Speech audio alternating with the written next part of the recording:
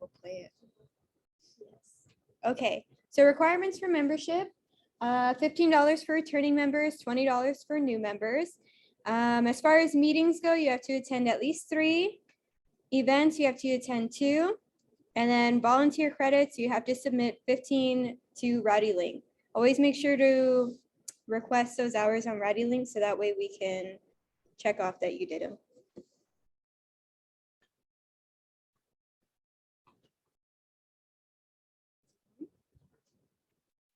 Okay, and then so for our membership requirement dues, the overall membership dues are due on the 25th, and then your events, meetings, and volunteer hours are due on April 9th.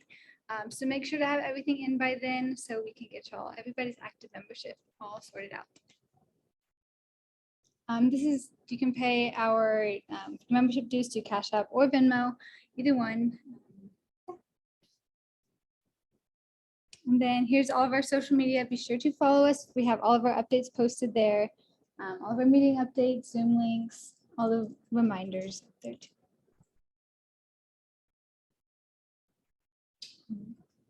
All right, everybody mark your calendars. So these are the March opportunities. Some of them are checked off. So if they're checked off, they're done. We still have March 31st. This is our last event of the semester. So if you just need that one event, this is it. We have a social coming up on the 25th. We're gonna watch a movie, No Way Home, the Spider-Man movie. Woohoo! Volunteering, we have one on March 26th. It's Morgan's Wonderland. And then I decided to put in April's just so that way y'all can plan ahead. April 2nd is Ronald McDonald. And we are still accepting sodas for Dia en la Sombría. You can donate up to 5 and they'll count as volunteer hours.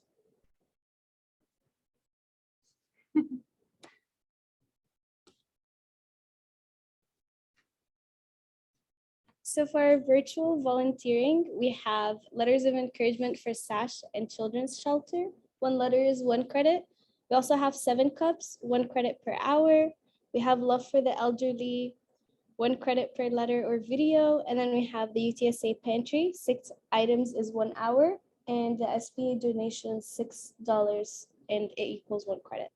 And there's a max of 5. For our graduating members, we like to give you our cords of graduation just to thank y'all for all the hard work you put in.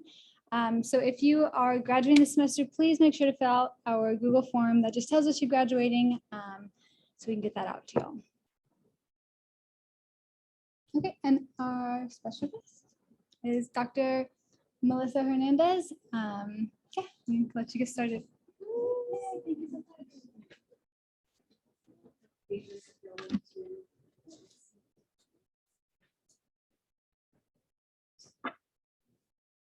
There we go. Hi, y'all. Welcome. Thanks for having me. I'm really glad to speak to our Student Psych Association here at UTSA.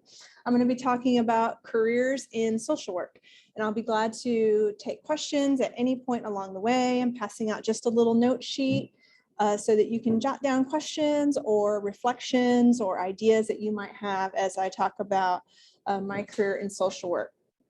So we can go on to the next slide, please. Let's see. I just skipped one. Oh, it didn't update. Okay, that's all right. Okay, so I'll tell you a little bit about just social work in general. Social work is a very old profession. It's been around since the late 1800s. And it started out as people getting together to address poverty and social inequities among immigrant populations coming to the United States. Started in about 1890s, the first social work class was offered at Columbia University. And since then, the profession has grown to be one that emphasizes helping those who are disadvantaged, helping oppressed populations, and just offering support to all individuals to adjust and cope with their life circumstances, whatever those might be. The governing body for social work is the National Association of Social Workers. It's NASW. To learn a lot about careers in social work and how diverse they are, I would encourage you to visit their website. It's socialworkers.org. Super simple to remember. So thinking about what you know about social work, let me see, go back one, two, yeah, ABC. Okay, so thinking about what you know about social work or just about helping professions in general. I wanted to see if we could make it through the alphabet and identify traits, characteristics, or talents of social workers or other people in the helping professions that begin with each letter of the alphabet. So I'm going to challenge y'all. So let's start with A and just shout it out. We'll just keep going and see if we can, how far we can get. Who's got an A? Agreeableness, okay. Acceptance, all right. Adaptable, good ones. How about B?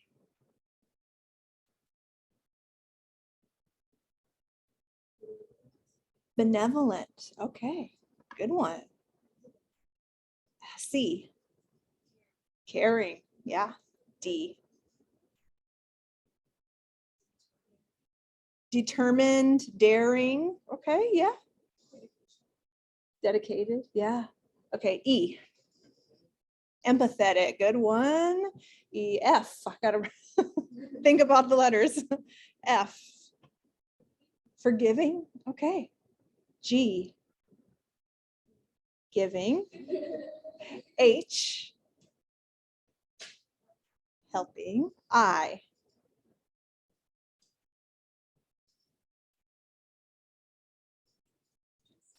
Interested, okay. Yeah. H-I, J? Justice, excellent. K? Kids, yes. J, K, L?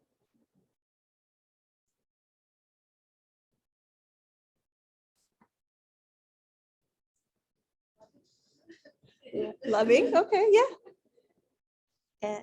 M? Mature. N? Nurturing, yeah. O?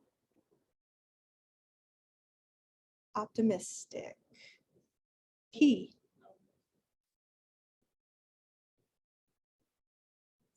Positive. Okay, P, what's the next letter? Q? Quiet? Yeah, okay. R? Respectful, resilient, that's a good one. Resourceful. S? Sympathetic. T? Thoughtful, great. T, U? Understanding, good one. V?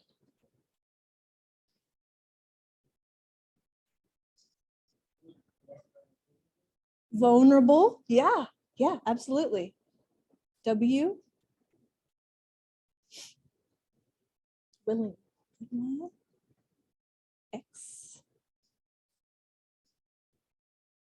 One might stump us.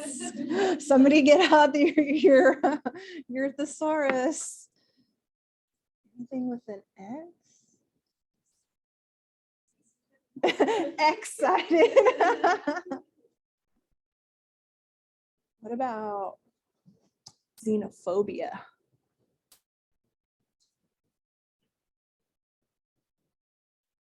Why?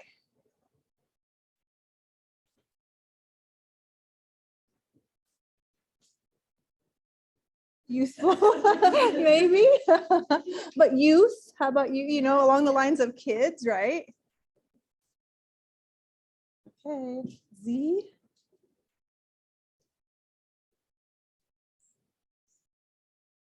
What? Zealous. Okay. Wait. What's that? No, not necessarily. I don't think so.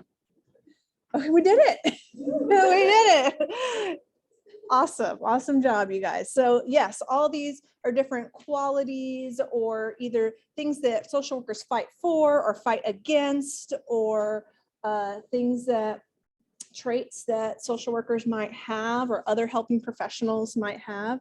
So you got to hear a little bit about some of what it might take to have some of those talents, attributes, or skills to become a social worker. We can go on to the next one.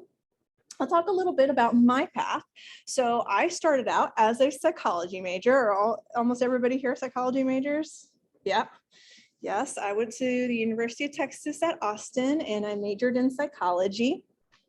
And I was a first generation college student. So growing up in high school, I was a kind of like a peer mentor. I did the PALS program.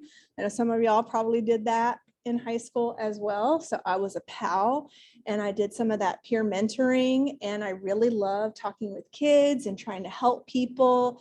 And I found myself having some natural aptitude towards that listening and being helpful. So I said, oh, I think I want to be a counselor.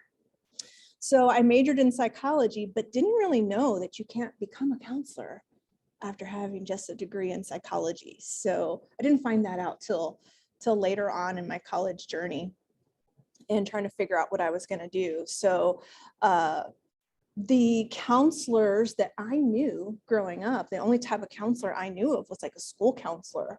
So I said, okay, well, I guess I'll also double major in education and get a teaching certificate and then go and become a school counselor that route. So through taking different classes in my undergrad, I took some educational psychology classes.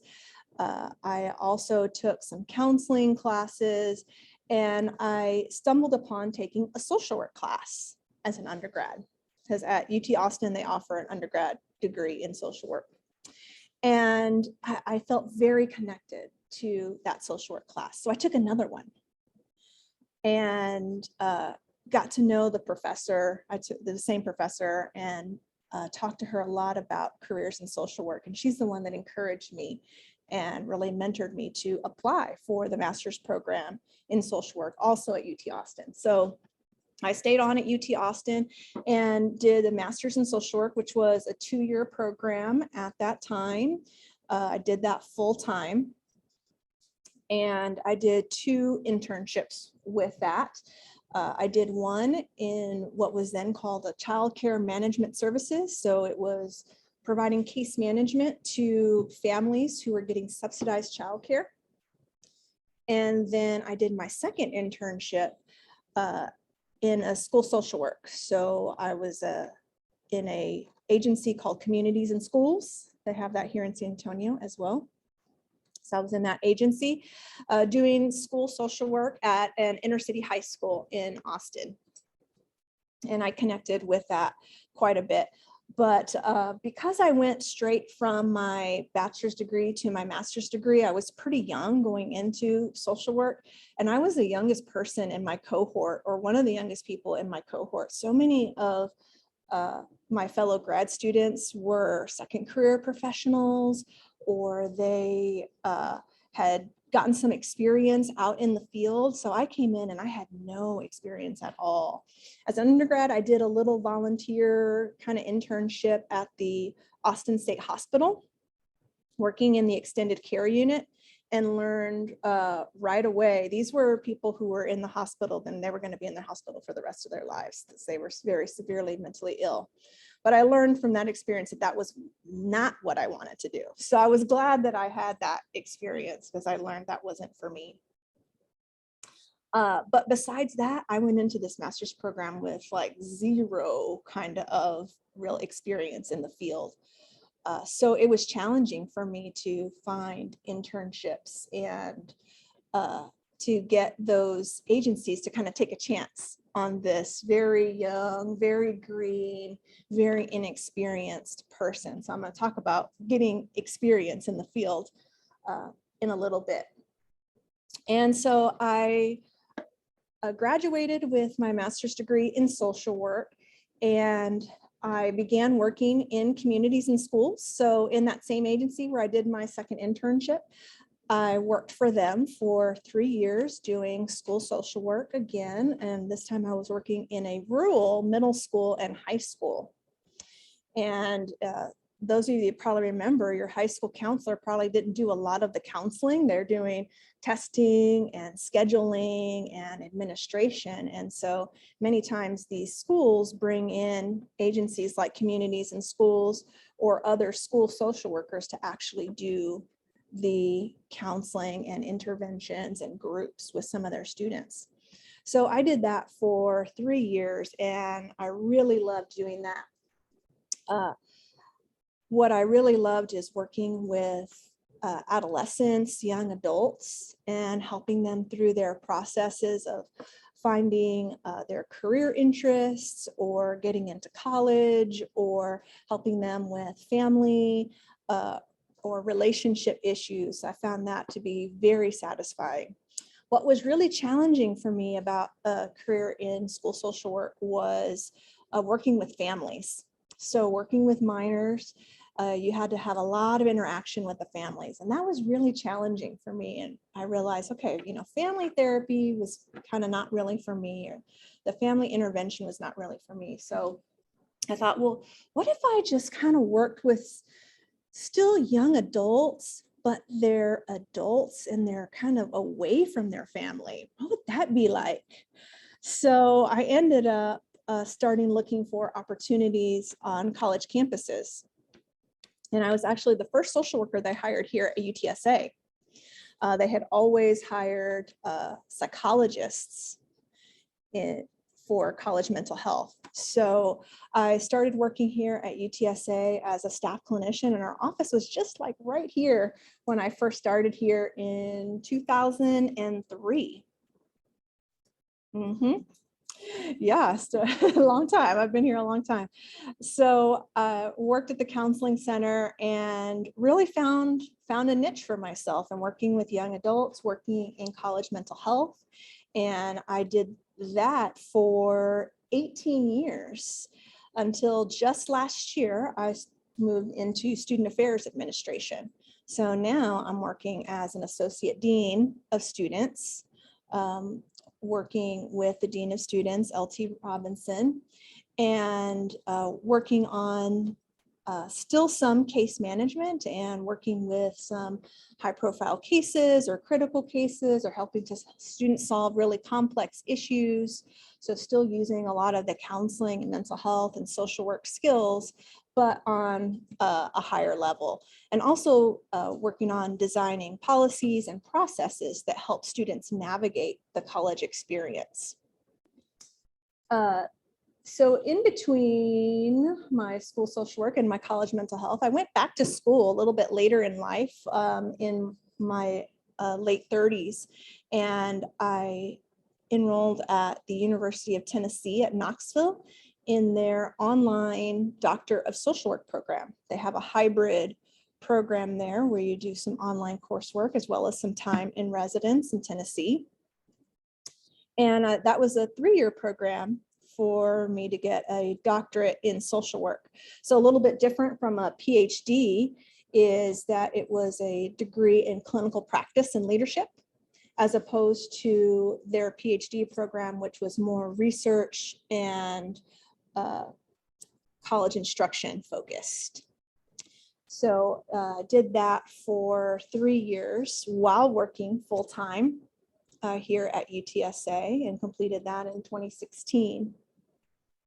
And I believe that helped propel me to eventually become the director of the counseling center. And I did that for 5 years before moving into student affairs administration. So that's a little bit of my path and kind of how I got to where I am. Let me go to the next slide here. All right, so why I chose social work. So I told you I started in psychology, and sort of my junior year, I started looking at, well, once I figured out you can't really do counseling with a bachelor's degree in psychology, like, all right, well, what am I going to do next? So I looked at opportunities in counseling, like going the LPC route, getting a master's degree in counseling. At the time, that degree wasn't offered at UT Austin. So I was going to have to change schools to do that. I also looked at master's and PhD in psychology. I said, oh my gosh, I don't want to go to school for that much longer. And then looked at social work. And like I said, I really connected with some of the values of social work. And some of the reasons that I chose social work are listed here, because there was some at my institution a focus on clinical practice.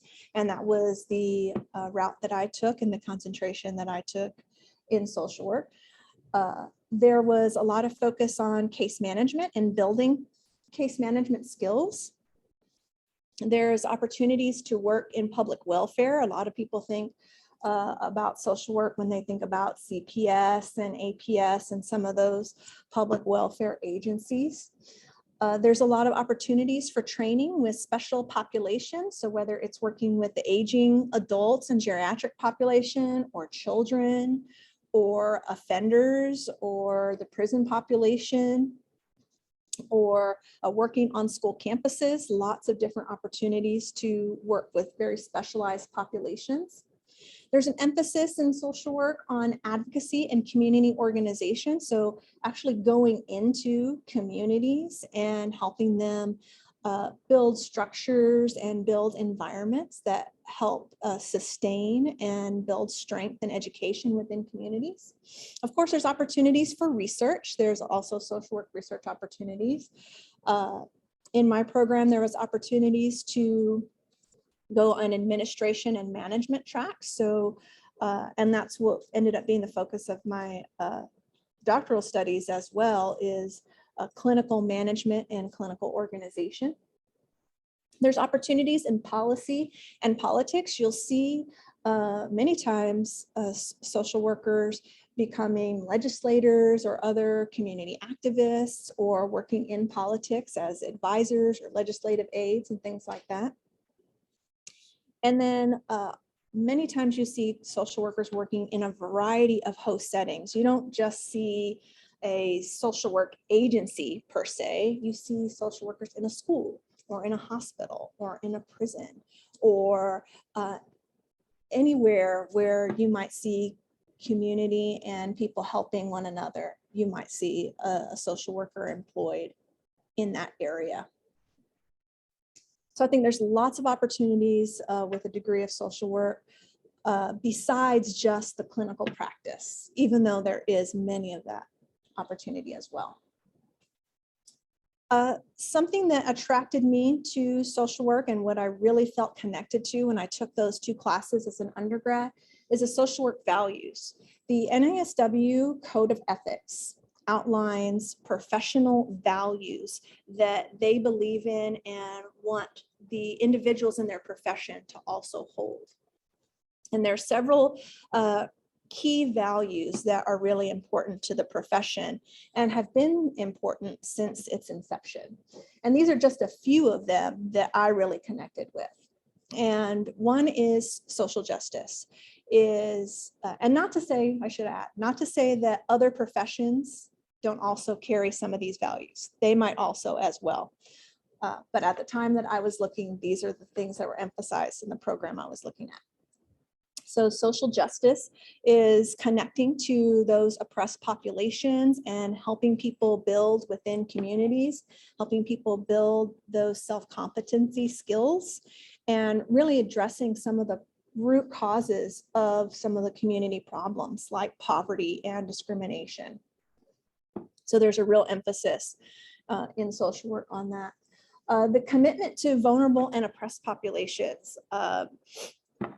I think maybe a little bit different from some other helping professions. The emphasis in social work is not necessarily to go hang out your own shingle and start your own private practice, which you still can do if that is something you want to do. You can do that with a social work license, but that's not really the emphasis. The emphasis is working with people who might not otherwise have access to help or to counseling or to social services, and really helping them to have access and affordability to some of those services. There's a huge emphasis on the dignity and worth of a person. So recognizing someone as an individual, giving them the opportunity to make choices about whether it's their treatment or whether it's about services they access or programs that they enroll in, but a real focus on making sure that individuals have that self-determination and that say in where they go next and how quickly they get there and the path that they take to get there. So as a social worker, you're always focused on making sure that you are following your client's lead. All right, go to the next one. Okay, so social work degrees. How do you even become a social worker? I mentioned that some institutions offer a bachelor's of social work degree, and I did hear that UTSA is about to start a Bachelor of Social Work degree program in the HCAP college. So that's really exciting. So that'll be a pathway. So it's a bachelor's degree, just like you would have in psychology, but with a BSW, you could also get licensed with the state of Texas and work as a bachelor's level social worker under the supervision of a master's level professional. Then there is the Masters of Social Work, which UTSA has a program here. They offer that Masters of Social Work program. What's great about the program here is that they offer a variety of different options for you to achieve that degree.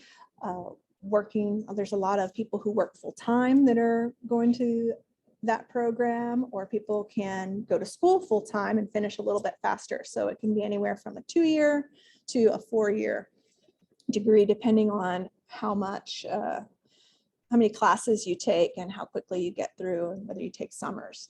In a Master's of Social Work program, typically there's going to be 2 different internships that might be either semester or year-long experiences. And one might be a foundational level, so where you might be doing lots like case management type of work and some individual counseling type of work.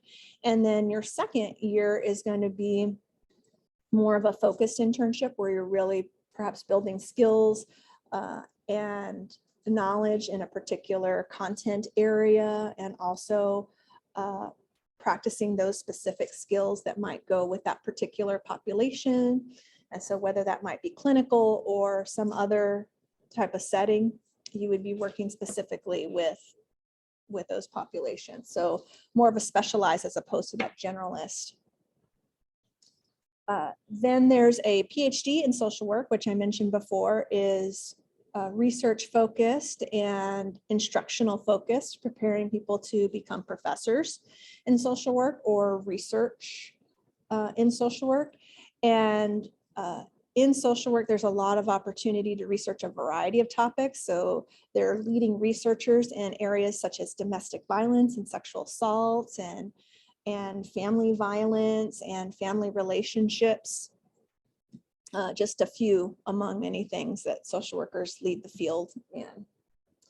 And then, like I mentioned, the doctorate of social work, which is what I have, and those are more clinical practice focused typically. And there's been a lot of emphasis on delivering those types of programs online to make them accessible for working professionals, because they're often people that have been in the field for a long time and are looking to advance in their careers by becoming executive directors or leaders of their organizations. And so you'll see more and more of those programs popping up. Like I said, the University of Tennessee, I believe Purdue also has, and I think Arizona has programs like this. So they're becoming more and more popular to help social workers achieve a terminal degree without having to go the research route. So lots of different opportunities for an individual to study social work. Then the licensing and supervision. This was another big selling point for me when I was making a decision about what field to go into, is that once you finish your master's degree in social work, you can take a licensing exam, your licensed master of social work exam here in Texas. And that enables you to practice and to work in an agency as a licensed social worker right away. Whereas in some of our other sister fields, you often have to do some unpaid work to achieve the licensure to practice independently.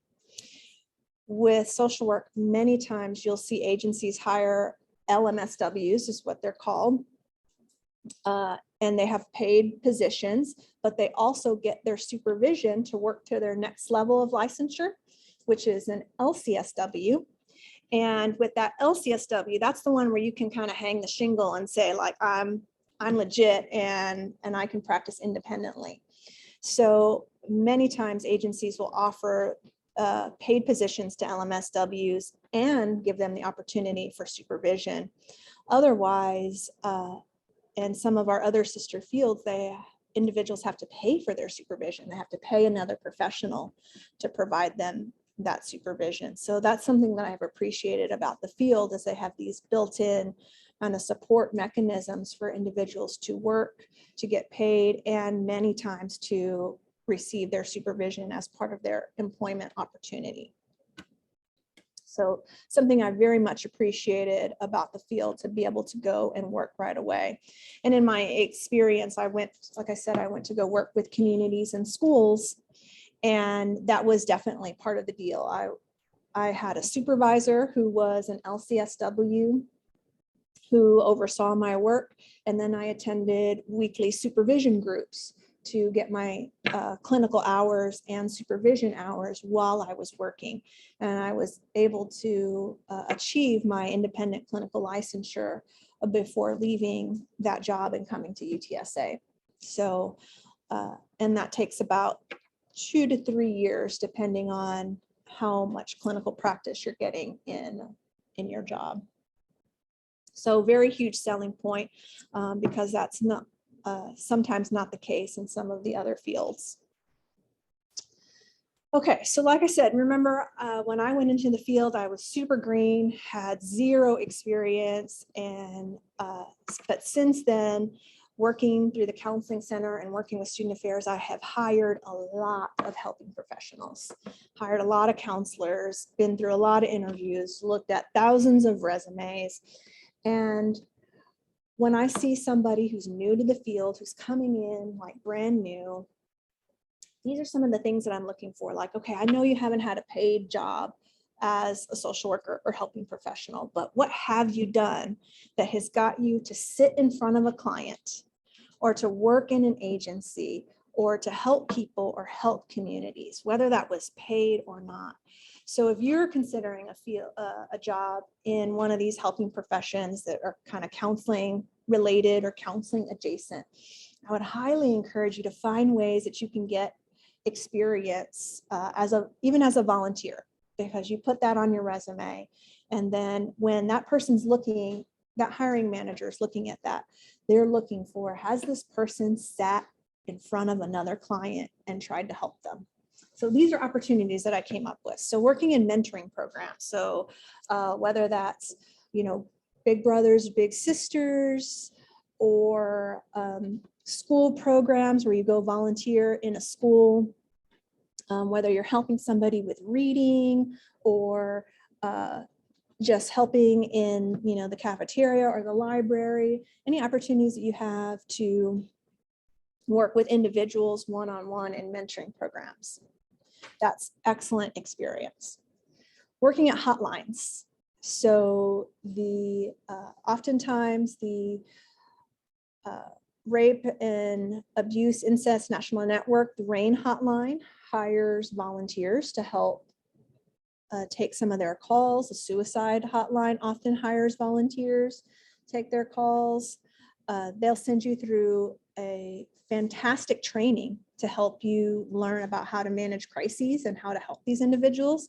So that training, combined with the experience of answering those calls one right after another, excellent experience on your resume, and can help prepare you for helping professional fields. Inpatient care, many times with a bachelor's degree in psychology or related field, you can go work at a place like Laurel Ridge or a hospital a mental health hospital or treatment center as a direct care worker. So, monitoring the people on the unit and just listening, helping, and facilitating, getting them to their appointments and to their groups and things like that. Also, excellent experience in the field that will look great on your resume. So that's inpatient or residential treatment programs. We'll often hire bachelor's level individuals for direct care. Working at shelters, so whether that's the domestic violence shelter, children's shelter, homeless shelters, working in those types of places, either as paid or volunteer positions. Again, excellent experience because you're getting to talk with people individually and help facilitate resources or contacts. Disaster relief is another great opportunity, and the United Way or the American Red Cross, when disasters happen, will put calls out for people to come volunteer to register people, to hand out water, to sit with kids, many opportunities to work in disaster relief, and also excellent experience. And then if you have a particular population that you want to work with, finding agencies who serve those populations. So if you like to work with kids, one of my favorite agencies is the Children's Bereavement Center. So they have opportunities for volunteers. You do art projects with kids or pass out teddy bears, different things like that. So if you want to work with kids, find agencies that serve kids and find a way to get yourself in there. If you like working with aging, older adults, geriatrics, then find a nursing home that has volunteers where you can do arts and crafts or do activities with seniors. Great population. So whatever it is that you're interested in, find those ways to get some volunteer experience or even paid experience with some of those fields, so that then when you prepare for those first internships, you can be a lot more competitive than I was when I was trying to enter in. Like, I wish I had done some of those things to prepare myself for those internship experiences. So yeah, that is definitely my advice to you. Get that experience. All right, so now's opportunity for you all to ask questions. I'm kind of looking, let me look at the chat to see if I see some questions. Okay. All right, let me go to, okay, Tavia said, what does a social worker do differently than a therapist like an LPC in schools or in an organization? So oftentimes they will do some similar work. So you might see a job posting for a therapist, for a counselor in an agency, and they will ask for either an LPC or an LCSW. So many times they are interchangeable in the way that they're hired. It's the approach that they might come with that might vary slightly. Like a social worker looking at the theories that they're taught in graduate school might be looking more at an environmental or a whole person perspective, whereas perhaps, not always, a psychologist or an LPC might be looking more from that mental health disorder perspective. So you can still be competitive for some of the same jobs, but it's just the perspective that you bring that might be slightly different. But there's places for both. And many times if you work in an agency or on a team where they have social workers, counselors, LPCs, psychologists, psychiatrists, that's when you get the best of everything. That's when every profession brings their unique perspective and their emphasis from their program, and they bring that to help the client. And that's like, if you can work in a multidisciplinary setting where you have all of those people together working on a treatment team, that's when you're going to do some of the best and most exciting work. All right, other questions? Yes. For you personally, was it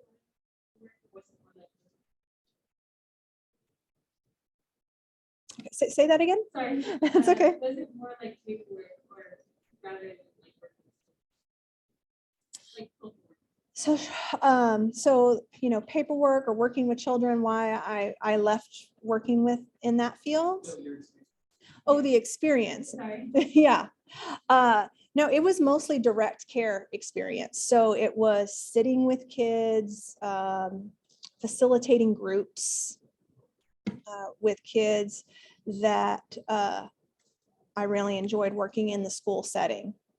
So yeah, in communities and schools, in fact, the documentation and the paperwork was pretty minimal compared to what you're going to do as a therapist.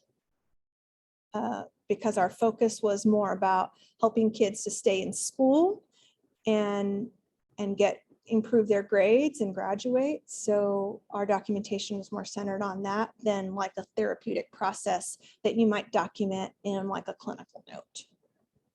Does that help? Yeah. Okay, great. Okay, let me see if I see any other questions here.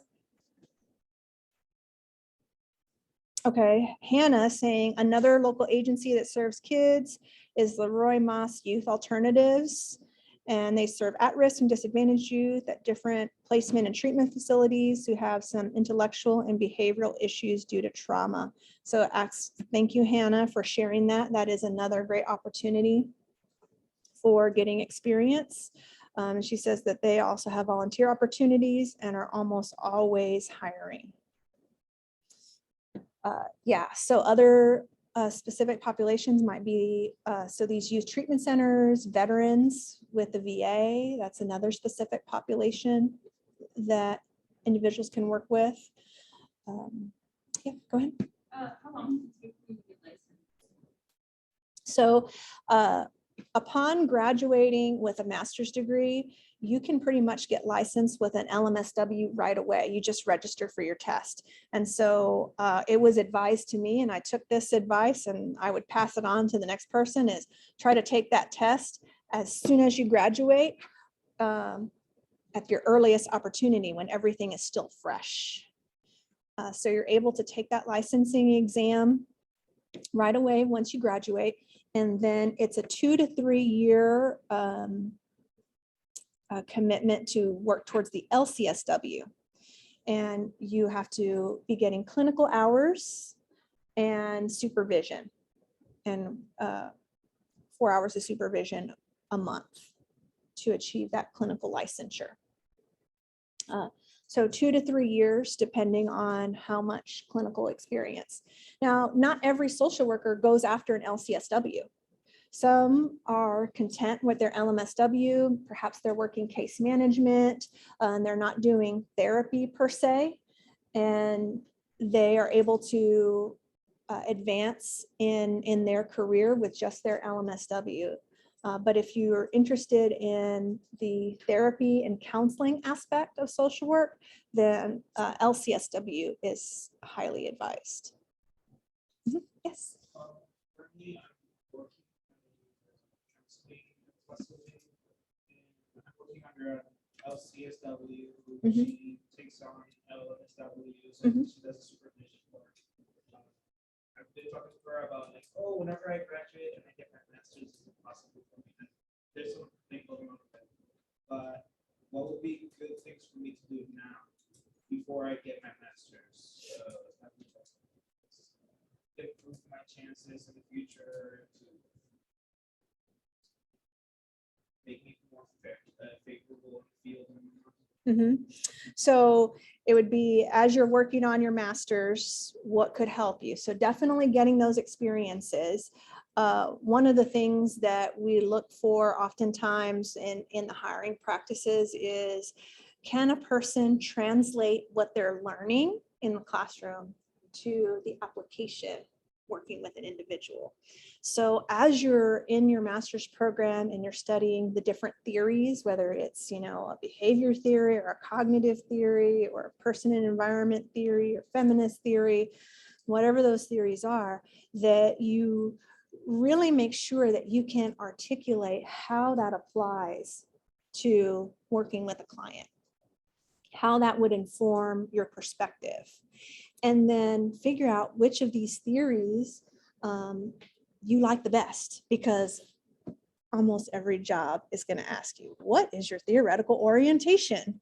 And how are you going to use that with this client population? And so you have to be able to articulate, this is the perspective that I most connect with, or perhaps maybe in a certain job, they might train you in a particular theoretical model or a specific treatment that's based on a different theoretical model.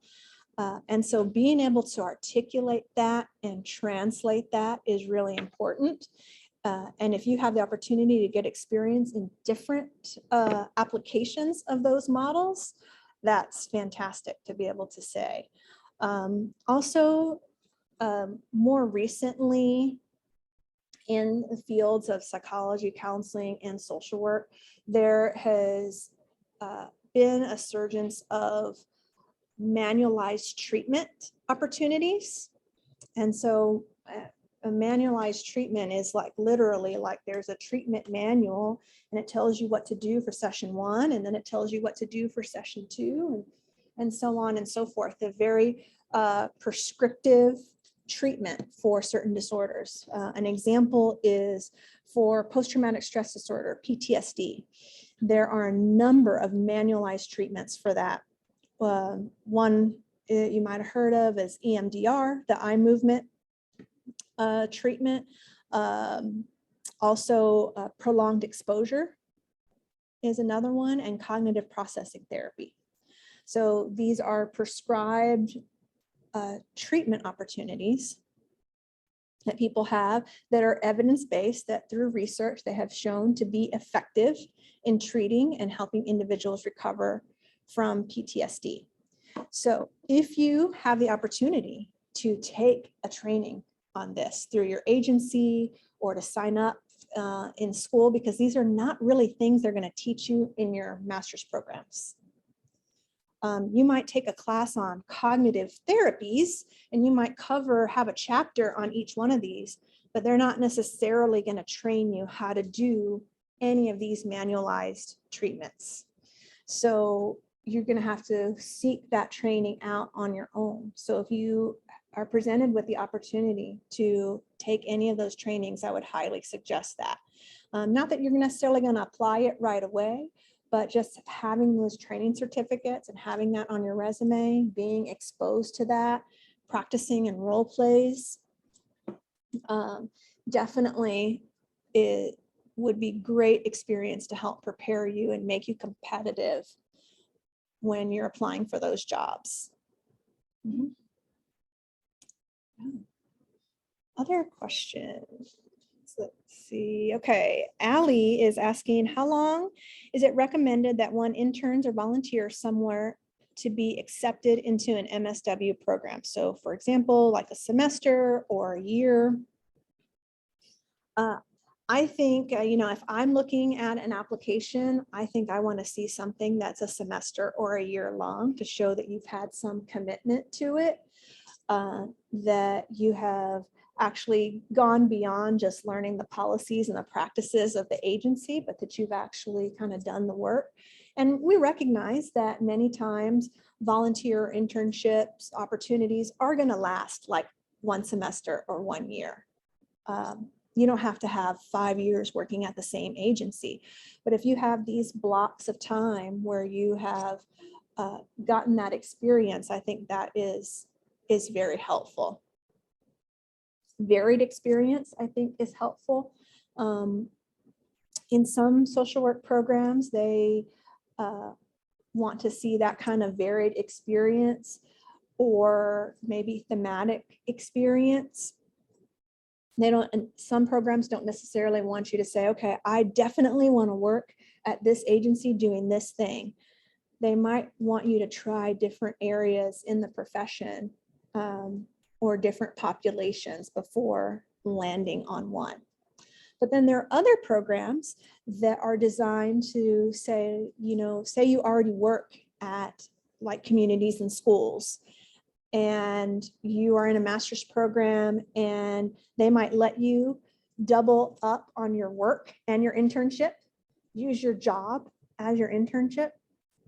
So as you're researching programs and that's a concern for you, like, you want to use your current job as your internship, I would definitely ask about that and inquire about that or read into that, because some programs will allow that and others will say, no, no, no, you have to do something completely different.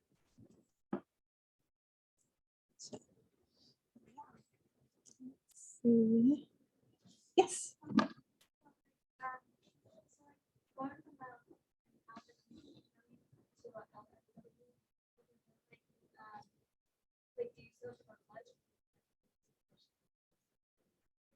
Okay, so the question is, if you're trying to go from an LMSW to an LCSW, do you still need to keep going to school? So no.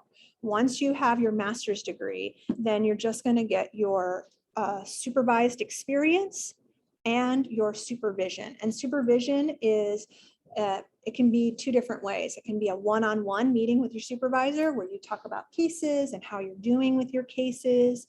You might talk about concerns that come up for you. You might talk about how it feels for you as a therapist or as a treatment provider in the room with that person. So it can be one-on-one with the supervisor. Supervision can also be in a group. That's where most of mine was. So I got together in a group with other social workers that were working towards their licensure. And we took turns talking about cases, giving each other feedback, reading articles together and talking about them, finding ways to just advance our knowledge and our experience.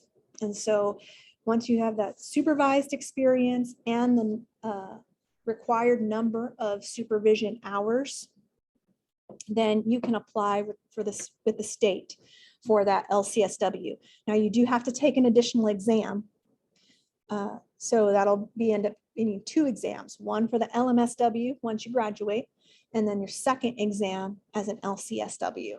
And that's just going to get into more specific kinds of practice, whereas the LMSW is more generalist. And there'll be a lot more, clinical, psychopharmacology, counseling theory in that second exam. But there are opportunities many times. The state board or often local colleges and universities offer review courses for those exams to help prepare you. Let me see if there's any other questions here in the chat.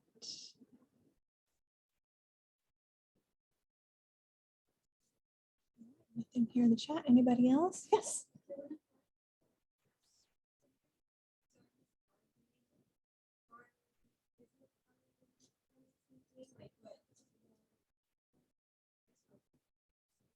So if you're in a psychology program and you're trying to apply into a social work program, yeah, so it's going to be very similar application processes. Many times you, at different institutions, you might apply to graduate school, and then you select the program or programs where you're interested in applying, and then they might have the additional opportunities for you to explain why you're interested in that field. So that's something that also could prepare you is almost every program is going to ask for some sort of purpose statement, personal statement, statement of intent, something along those lines where you're going to talk about, like, why do you want to enter this field? And that can be something like a personal experience that you describe. Perhaps your experience as a client working in counseling, or perhaps it was a family member who's struggled with something and you want to be able to help in that field, or any kind of experience that connects you to wanting to pursue that professional goal. Yeah. Is anybody working on grad school applications yet? Yeah. Oh, fantastic. Congratulations. That's an excellent program. So what about your application process? What was included there? It was 2 to 3 letters of bread, Mhm. transcript, about like the GRE. Okay, yeah, GREs, a lot of schools are getting away from this testing. Okay, so for our people online, she said it was letters of recommendation, application, personal statement, no GRE. So that's positive, yeah. And so in a personal statement, how long was yours? 3 pages, okay. Okay, good. Yeah, go ahead. Okay. Same thing, letters of recommendation. So let's talk about that a little bit. You know, who are you going to ask for these letters of recommendation? 3 can sound like a lot, and you might struggle. So y'all, do you mind sharing with us, like, not specifically who, but the kind of person that you asked? Okay, so professors. The best ones are ones you've had like a personal conversations with. Mhm. Maybe worked with in the past. But Right. So yeah, faculty members that you've developed relationships with, that you've gone to their office hours, that you've had conversations, that you've attended their lectures or events outside of class. Maybe you've taken multiple classes with them. Are great people to ask. How about you? Supervisors. Uh-huh. Yeah, absolutely. So if you have some experience in the field or related fields, asking that supervisor to provide you that letter of recommendation is excellent. So professors, supervisors, anybody else have ideas who you could ask for letters of recommendation? It was just your job. Mhm. Yeah, they can speak to your responsibility and your attendance and your hard work. Absolutely. What about student organization advisors? Right? Yeah, student organization advisors. So talking to them, whether it doesn't have to be the Psych Association or Active Minds, it could be student government, it could be another organization that you're involved in and that you can request that letter of recommendation.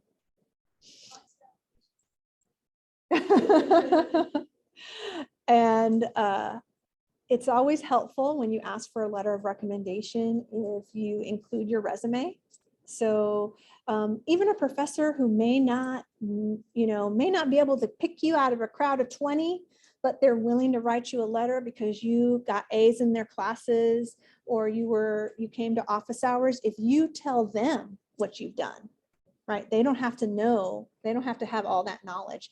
You can say in your email request and in your resume, I've done this and this and this, and I've taken these classes and I'm interested because of this. And then they just reiterate all of that in your letter. Sometimes you can even write the letter for them and they can make edits and changes. That way you can describe what you've done. And then that makes it easy for them. They can just edit it to their own voice, sign it and give it back to you. Yeah, go ahead. So I just want to know whether I asked him for a letter. He was interested in it. Yeah. So I just sent him an email like,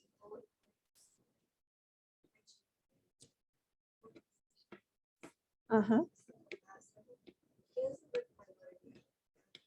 Yeah, okay.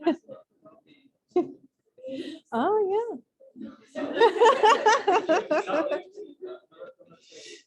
Yeah. Caffeine's good for the AD brain. No, like literally, like studies.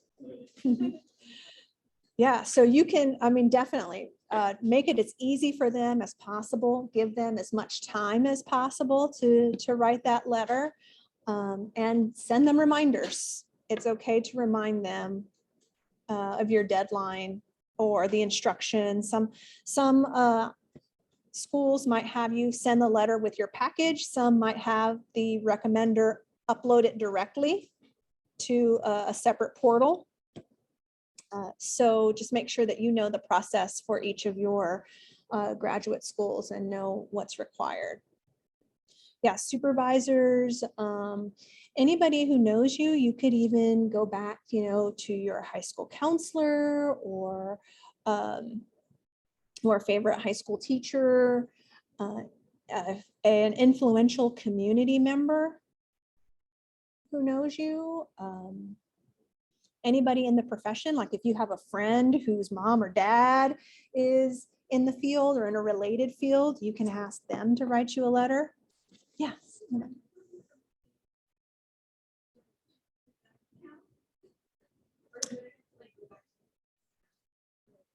I would recommend asking for an updated letter. So for people online, the question is, if you have an older letter, say from 2018, can you just submit that or should you get an update? And I would recommend, if it's possible, to get an updated letter. You can send them a copy of what they wrote. That way they can just rewrite it or look in their files and have them change the date. But you want to have an updated letter. And if you're applying to multiple schools, making sure that that recommender is tailoring that letter for that school. Because you don't want to send your University of Houston recommendation to Texas A&M Corpus Christi. Yeah, that's one of the things you're like, no attention to detail here. So making sure that if they are including their institution that they're recommending you to, that it's tailored for each graduate school you're applying for.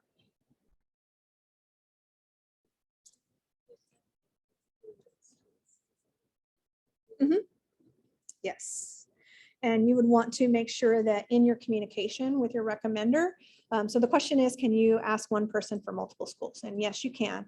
You would want to make sure in your instructions that you're letting them know, I'm applying to the University of Houston, I'm applying to UTSA, I'm applying to Texas A&M Corpus Christi.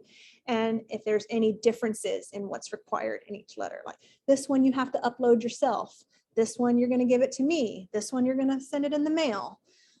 Make sure that they know what those instructions are and make it as easy for them as possible. So I doubt that anybody has it, you mail it, but if you were to mail it, like you would want to give your recommender the envelope with the stamp on it, already addressed, everything, make it as easy as you can for them.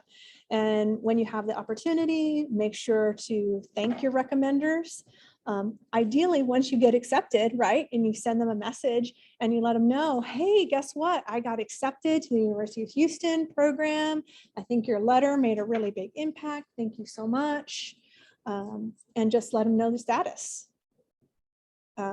I've written a lot of recommendations, and I definitely appreciate when I hear back and can celebrate with these individuals.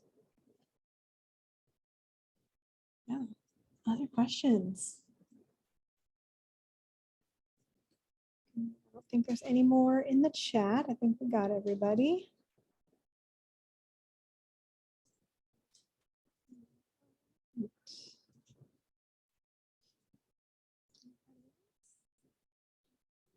Oh, yeah, it's okay.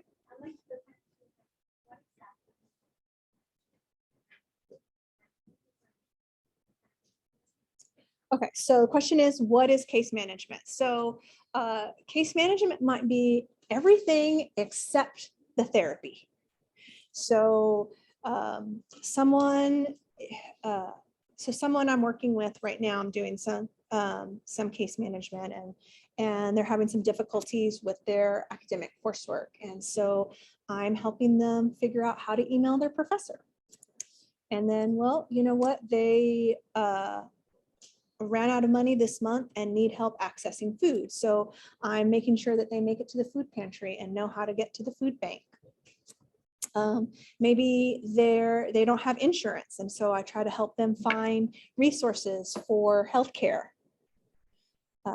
It's a lot of connecting people with resources.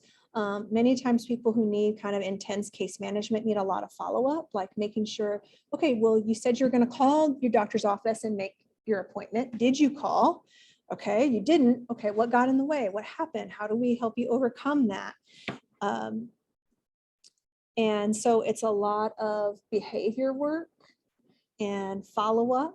There's some, paperwork. So I helped a client one time apply for SSI, for supplemental security income, like disability, which is a lot of paperwork, a lot. So sometimes there's that part of it, but it's in service of getting a client access to some kind of resource or support. Sometimes it's helping them understand policies. So I do, in my role as associate dean, I do a lot of that, helping students understand, like, okay, well, this is the university policy about this, and how can we still make sure that you get what you need while we're still within this policy. So helping clients navigate systems, like insurance systems. I mean, if anybody has had to make calls to insurance to dispute claims and things like that, that can be challenging as well. So it's helping clients with that. So lots of connections, lots of teaching, lots of role modeling, lots of follow-up, things like that. Yeah, and case management is oftentimes also long-term. So you're helping somebody through a whole process. So you might work with them for a more extended period of time. And then you also might coordinate with other helping professionals, because maybe they're also getting treatment for their diabetes. Maybe they're also in therapy for depression. Maybe they also need help accessing dental care. Maybe they also need childcare. Or housing assistance. And so you're helping them through many different systems, sometimes at the same time. Yeah, that's a good question. Yeah, many times people don't really know what case management entails. So it's still a lot of one-on-one work with a client, but it's not necessarily focused on treating any one specific mental illness. Yes. Question is a parole officer a social worker? I have known some social workers who have worked in parole and probation. So it's an opportunity.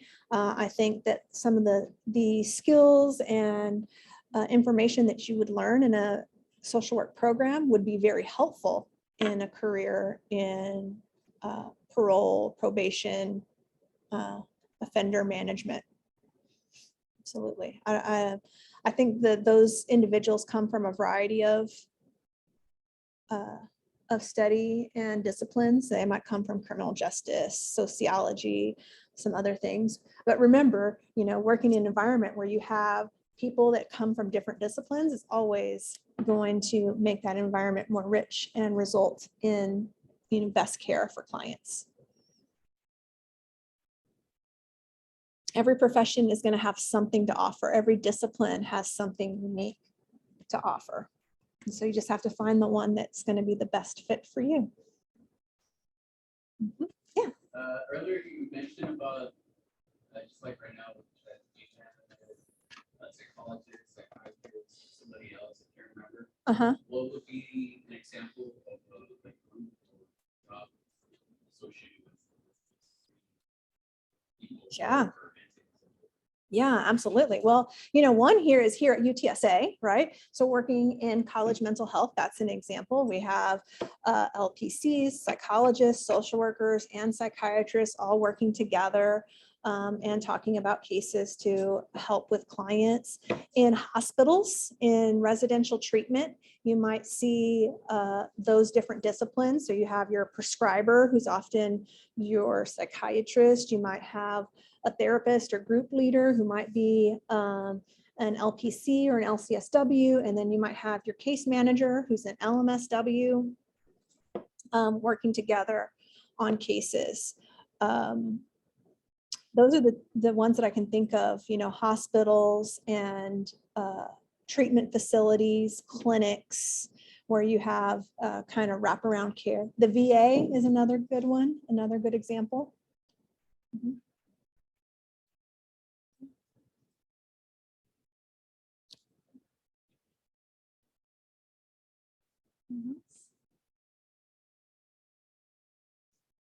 Good. All right, let's just make sure. Okay. Sounds good. All right. Well, thank you so much. I appreciate your time. And if I can help anybody more directly, you can find me on the UTSA directory. Feel free to reach out.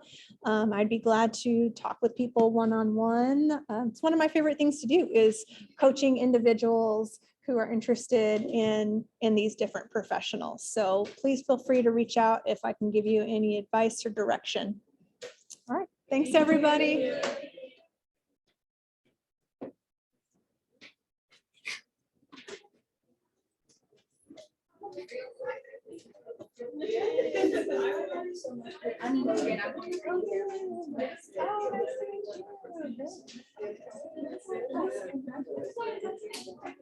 Talking about your background, I think that I felt the same way. I was like, kind of psychology.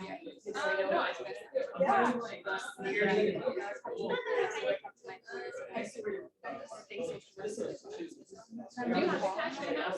okay, yeah, you can do that, yeah. I don't think I'm not in the group chat A anymore. lot of what I. Okay, okay. So that's why, okay. Where do you say? I don't say. Think you missed one night. Like, yeah, no. She's not there for a long time. I decided that I'm gonna find myself for some time. So I've heard of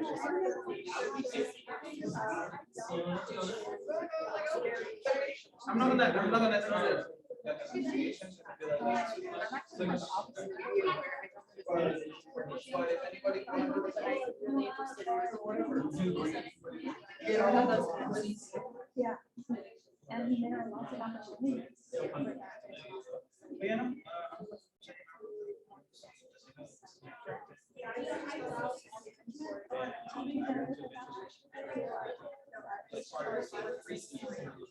I'm not paying. So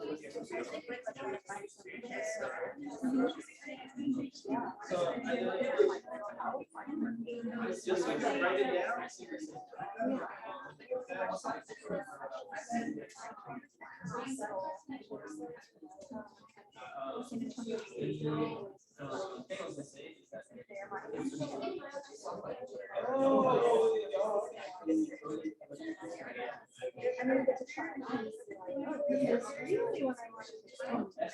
My other interest is working with the TA first, I think.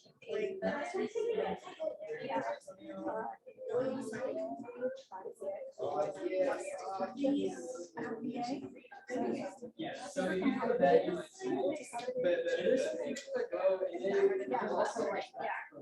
of course, of course. You know, all that I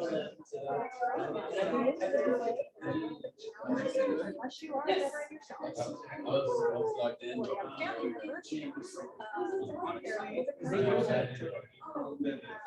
and is that like you not only?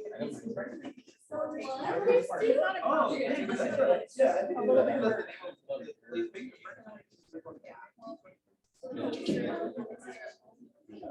Yeah. Okay, I'm gonna end it.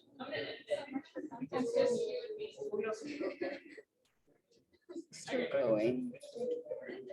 I did not get your name. Oh. Melissa, nice to meet you. I